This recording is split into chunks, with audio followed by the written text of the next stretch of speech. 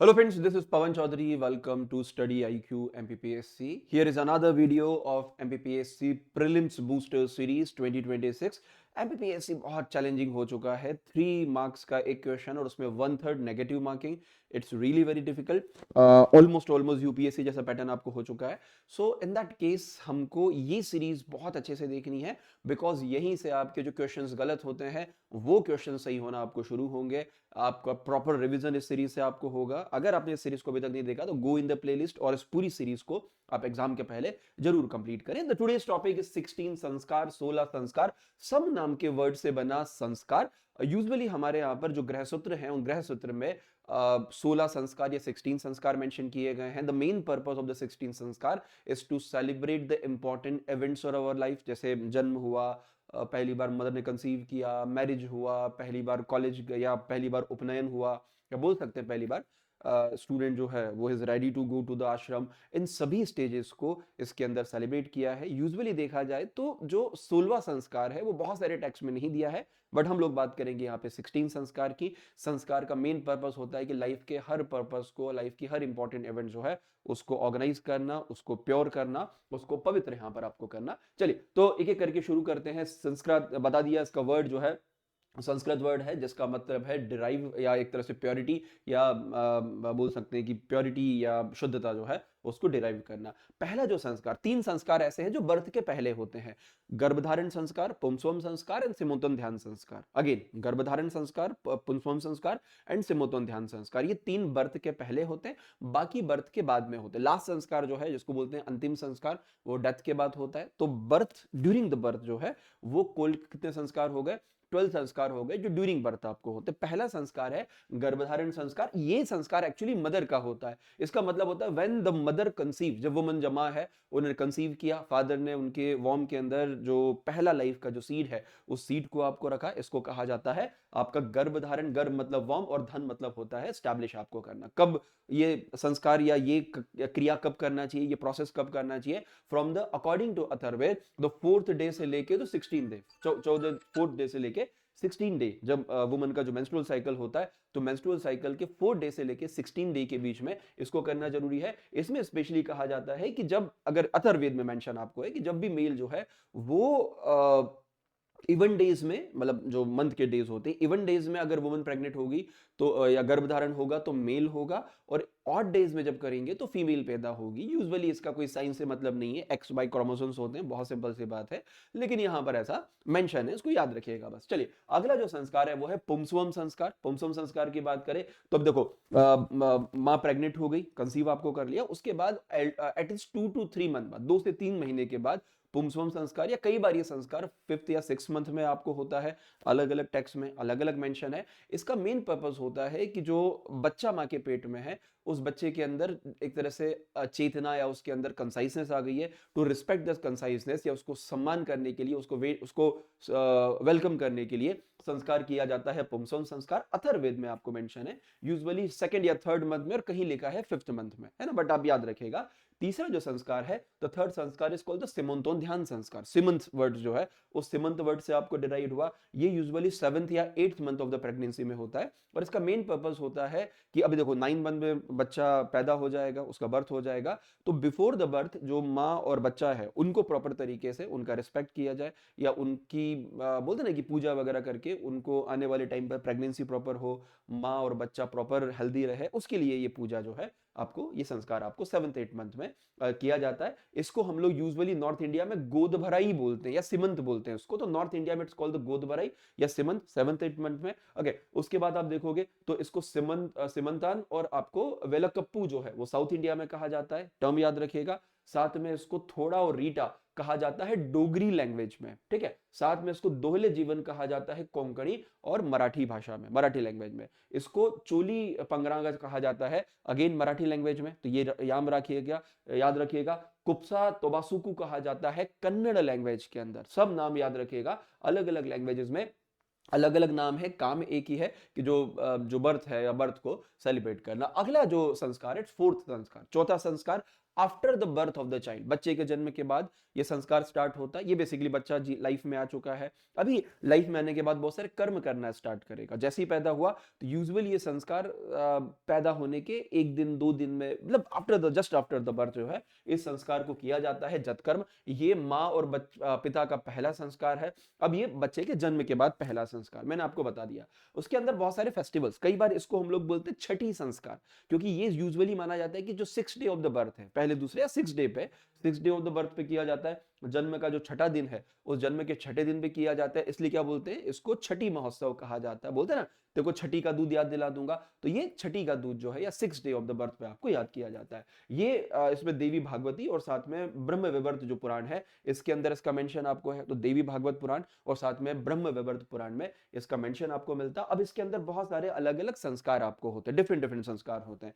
एक संस्कार इसमें आप जत कर्म में आप देखोगे तो एक होता है नलच्छेदन। उसमें क्या होता है कि जो नाल होती है ना बच्चे के पेट में, जो माँ के पेट से लेके बैली बटन से माँ के बैली बटन में जुड़ी होती है, it's called the umbilical cord in English. उस एम्बिलिकल कॉर्ड को काटा जाता है, इट्स कॉल्ड द नलच्छेदन। तो नलच्छेदन का प्रोसेस भी यहाँ पर आपको होता है। अगला जो संस्कार है वो है कौन सा, नामकरण संस्कार। यहाँ पर बच्चे का नॉमेनक्लेचर होगा। यूजुअली जब बच्चा पैदा होता है तो उसका कोई नाम नहीं होता, मतलब शुरू में नाम नहीं रखा जाता। देन ब्राह्मण पूजा के माध्यम से या जो भी उसकी कुंडली वगैरह को चेक करके बच्चे का नाम आपको रखेंगे। अब यहाँ पर जो नाम है तो 10th डे के आसपास बच्चे का नॉमेनक्लेचर होता है, नामकरण आपको होता है। और नाम भी अगर हम लोग देखेंगे तो नाम भी 5 तरह के बच्चे के नाम रखे जाते हैं।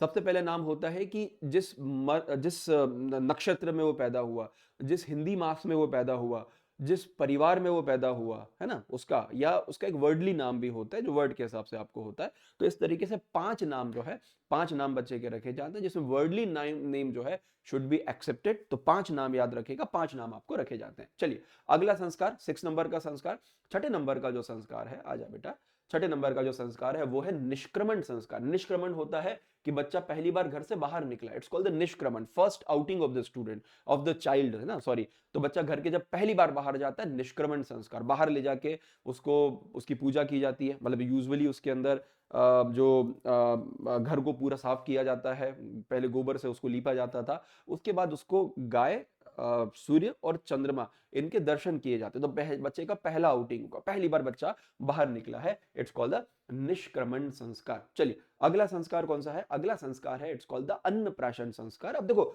जब बच्चा पैदा होता है उसके बाद एटलीस्ट फॉर द 6 मंथ वो कुछ खाता नहीं है। यूजुअली माँ के दूध के ऊपर ही वो डिपेंड करता है। अभी क्या हो रहा है, बच्चे का ग्रोथ बहुत तेजी से हो रहा है, तो उसको और हार्मोन्स चेंज हो रहे हैं बच्चे की बॉडी में, अभी उसको और खाना चाहिए और उसको भोजन चाहिए। इन दैट केस क्या होता है, उसको बाहर का फूड देना स्टार्ट किया जाता है, इट्स कॉल्ड द अन्नप्राशन संस्कार, जहां पर बच्चे को अन्न या खाना खिलाया जाता है, यूजुअली खीर या कुछ भी ऐसा मीठा बना के बच्चे को हल्का सा डाइल्यूट सा बच्चे को किया जाता है। तो 6 मंथ में ये संस्कार होते हैं। अब इसके भी अलग अलग नाम है। वेस्ट बंगाल में उसको कहा जाता है मुखे भात, क्या बोलता है, मुखे भात, ठीक है। उसके बाद कोरुनु कहा जाता है केरला में। ओके, अगला संस्कार जो इसी में आप देखोगे तो भात खुलाई कहा जाता है, कहां पर, हिमाचल प्रदेश में। और उसके अलावा इसको पासनी कहा जाता है नेपाल में। तो अलग अलग स्टेट में इसके अलग अलग नाम है। ये सब नाम आप याद कर लीजिएगा, आप लेक्चर रोक के इनको लिख सकते हैं। चलिए अगला जो संस्कार है वो है चूड़ा कर्म संस्कार। चूड़ा कर्म क्या होता है, चूड़ा कर्म के अंदर बच्चा जो है उसके बाल काटे जाते हैं, क्योंकि देखो बच्चा जब पैदा हुआ तो उसके साथ में ऑलरेडी पैदा होने के साथ उसके बाल भी आपको होंगे, यहां पर उसको जो है गंजा किया जाता है। उसका रीजन है कि जब पैदा होने के साथ जो बाल है, इट मे बी कंसिडर कि वो पुराने जन्म का जो कर्म था उस कर्म को लेके आए, to end the karma of the last birth क्या होता है, उसके बाल उड़ा देते हैं। इसको क्या बोलते हैं, इसको बोलते हैं चूड़ा कर्म संस्कार। चलिए नेक्स्ट संस्कार की बात करें तो नेक्स्ट संस्कार कौन सा है, नेक्स्ट संस्कार आपको होगा कर्णवेधन संस्कार, है ना। विद्यारंभ संस्कार, कर्णवेधन क्यों नहीं आया भाई, हाँ कर्णवेधन आएगा। अगला संस्कार कौन सा, कर्णवेधन संस्कार, जहां पर बच्चे का कर्ण मतलब कान में छेद किए जाते हैं। अच्छा याद रखना, ये जितने भी संस्कार मैं अभी बता रहा हूं ये मेल और फीमेल दोनों के हो रहे हैं और साथ में द्विज के हो रहे हैं, ब्राह्मण क्षत्रिय वैश्य, इसमें शूद्र शामिल नहीं है, याद रखिएगा ये बात, ठीक है। तो कर्णवेधन, बच्चे के कान में छेद किया गया, कान में जो भी इयरिंग्स वगैरह पहनाए जाते हैं, क्यों, 2 3 रीजन है। एक तो बच्चा थोड़ा सा खंडित हो गया, तो कोई उस कहा पहले बलि देते थे बच्चों की, तो बलि नहीं दे पाएगा कोई। दूसरा, उससे बच्चे की हेल्थ अच्छी रहती है। तीसरा उसकी जो मेमोरी है, मेमोरी बढ़ती है ऐसा माना जाता है, इसके लिए संस्कार किए जाते हैं। ठीक है, कर्ण वेधन संस्कार लड़का लड़की दोनों का हो रहा है। अगला संस्कार इट्स कॉल्ड द विद्यारंभ संस्कार। विद्यारंभ मतलब विद्या की स्टार्टिंग।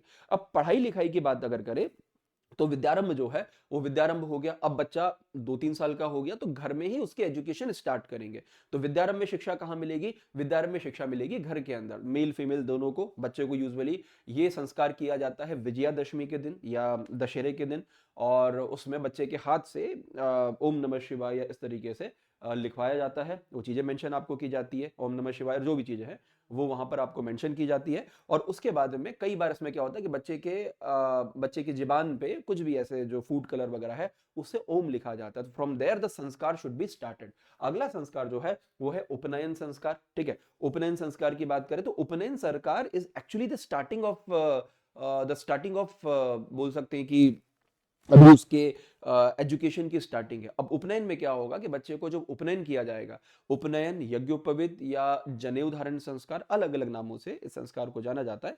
इसमें क्या होता है कि एक तो बच्चे को गंजा करते हैं और यहां से बच्चा जाएगा आश्रम की तरफ। It's a formal starting of ब्रह्मचर्य आश्रम। बच्चे की ब्रह्मचर्य आश्रम जो है उसकी फॉर्मल स्टार्टिंग यहाँ पे होती है। फॉर्मल तरीके से बच्चा ब्रह्मचर्य आश्रम में एंटर करेगा। यहां से बच्चा जाएगा गुरुकुल में, माँ बाप का साथ छूट जाएगा और माँ बाप जो गुरु हैं उनको आश्रम में ले जाएंगे। तो ये एक तरीके से एक फेज है, ट्रांजिशन फेज है कि वो घर छोड़ के अभी कहाँ जा रहा है, आश्रम की तरफ जो बच्चा है वो माइग्रेट आपको कर रहा है। ठीक है, याद रखिएगा। तो इसको ब्रह्म उपदेश संस्कार भी कहा जाता है। यहाँ पे गुरु उसको उपदेश देता है और कहाँ ले जाते हैं, सीधा गुरुकुल में। अब यहां पर भी आप देखोगे तो यहां पर गायत्री मंत्र जब पूजा की जाती है तो गायत्री मंत्र जो है वो ब्राह्मण रीड करते हैं। ठीक है, ब्राह्मणों के लिए। त्रिस्तुभ मंत्र जो है वो क्षत्रिय के लिए होता है और वैश्य के लिए भी गायत्री मंत्र ही आपको होता है। तो ये मंत्रों का उच्चारण किया जाता है, त्रिस्तुभ मंत्र और गायत्री मंत्र का। अगला जो संस्कार है वेदारंभ। अब बच्चा चला गया कहां पर, स्कूल में, है ना, आश्रम में चला गया। वहां पर अब उसकी वेदों की शिक्षा शुरू होगी, starting the education of the Veda. पहले तो घर में विद्यारंभ हुआ तो वो एजुकेशन, वेदारंभ अगेन एजुकेशन, है ना, दो एजुकेशन के संस्कार हो गए। तो वेदों की शिक्षा, और वेदों की शिक्षा भी अकॉर्डिंग टू उनका जो वर्ण है उसके अकॉर्डिंग होती है। ब्राह्मण को पूरा वेद की बहुत डिटेल में नॉलेज दिया जाता है। क्षत्रिय को वेद और शस्त्र दोनों का नॉलेज, शस्त्र और शास्त्र दोनों। और जो वैश्य होते हैं उनको वेदों के कुछ ज्ञान के साथ में उनको बिजनेस का नॉलेज आपको दिया जाता है। ठीक है, तो वेदारंभ संस्कार आपको हो गया, वेदों का आरंभ है आपको हो चुका है, वेदों की शिक्षा आपको स्टार्ट आपको हो चुकी है। अगला संस्कार है केशांत संस्कार, केशों का अंत। अब बच्चा आश्रम में है, 12-13 साल का हो चुका है। उसके अंदर यौवन या बोलते प्यूबर्टी आपको आ चुकी है। सिर की जो हेयर हैं आपके शेव के, वो हेयर आपको आ चुके हैं। मतलब बच्चा प्यूबर्टी आपको जवान हो चुका है। और वहां पर क्या होता है कि उस जवानी का सम्मान करने के लिए कि बच्चा आप क्या प्यूबर्टी आपको हो चुकी है, जवान हो चुका है, उसके लिए फिर से अगेन उसके जो केश हैं उनका अंत किया जाता है, बाल काट दिए जाते हैं और इस तरीके से रिस्पेक्ट किया जाता है। ठीक है, साथ में वुमेन्स में होता है ऋतु सिद्धि संस्कार। गर्ल्स में क्या होगा, गर्ल्स में यहाँ पर अभी उनके मेंस्ट्रुअल साइकिल स्टार्ट होंगे, पीरियड्स आपको स्टार्ट होंगे। व्हेन द पीरियड स्टार्टेड उसको भी रिस्पेक्ट किया जाएगा। तो उसके लिए भी सेम संस्कार परफॉर्म किया जाता है। क्या बोलते हैं उसको, उसको कहा जाता है आपका ऋतु सिद्धि संस्कार। यूजुअली साउथ में ज्यादा होता है, नॉर्थ इंडिया में इतना ज्यादा ये संस्कार नहीं होता। चलिए, अगला संस्कार कौन सा है? अगला संस्कार है संवर्तन संस्कार। संवर्तन मतलब क्या हो गया? संवर्तन मतलब हो गया एजुकेशन कंप्लीट हो गया। कहां गया था? गुरुकुल में। गुरुकुल में जाके उसकी एजुकेशन कंप्लीट हो गई। When he complete the education, अभी क्या होगा, उस बच्चे को वहां से मतलब पढ़ाई पूरी हो गई, गुरुजी वापस भेज देंगे। तो संवर्तन संस्कार मतलब एजुकेशन कंप्लीट, बच्चा स्नातक बन गया या स्नातक आपको बन गया। और यहां से फिर गुरु उसको ऑर्डर देंगे कि आप जाके गृहस्थ आश्रम में इंक्लूड हो जाओ, गृहस्थ आश्रम में शामिल हो जाओ। और बच्चा फिर जाके क्या करेगा, बच्चा यहां से जाके जो मैरिज है, आगे जाके शादी करेगा, मैरिज करेगा। मतलब क्या हो गया, गृहस्थ आश्रम में अगले, मतलब यहां से, अभी यहां तो एजुकेशन पूरी हुई है। अगला जो संस्कार है उसको कहा जाता है विवाह संस्कार, 15 नंबर का संस्कार। यहाँ पर बच्चे की शादी होगी, मतलब जो भी व्यक्ति है उसकी शादी होगी और यहां से वो एंटर करेगा गृहस्थ आश्रम में। कहां पर? गृहस्थ आश्रम में शादी होगी। शादी होगी कहां पर? गृहस्थ आश्रम में। यहाँ पे इसको कहा जाता सप्तसदी या सब जो 7 फेरे लेते हैं, 7 शपथ लेते हैं, इसको कहा जाता है सप्तशती। ठीक है, उसके बाद अंतिम जो संस्कार है, अंतिम संस्कार, अंतिम संस्कार 16 संस्कार, अंत्येष्टि या अंतिम संस्कार। और यहाँ पर मृत्यु के बाद उसको अंतिम संस्कार कर दिया जाएगा। जिन 5 तत्वों से हमारी बॉडी बनी है उन्हीं 5 तत्वों में वापस जाके विलीन हो जाएगा। तो ये हमारे 16 संस्कार हुए, 16 संस्कार हुए। शॉर्ट में 10 से 15 मिनट में आपको मैंने सभी संस्कार जो है इन संस्कारों को मैंने रिवाइज करा दिया। तो ऐसे कई सारे लेक्चर्स और मैं आपके एमपीपीएससी प्रीलिम्स के लिए लाने वाला हूँ। Get stay tune with the channel. Thank you very much.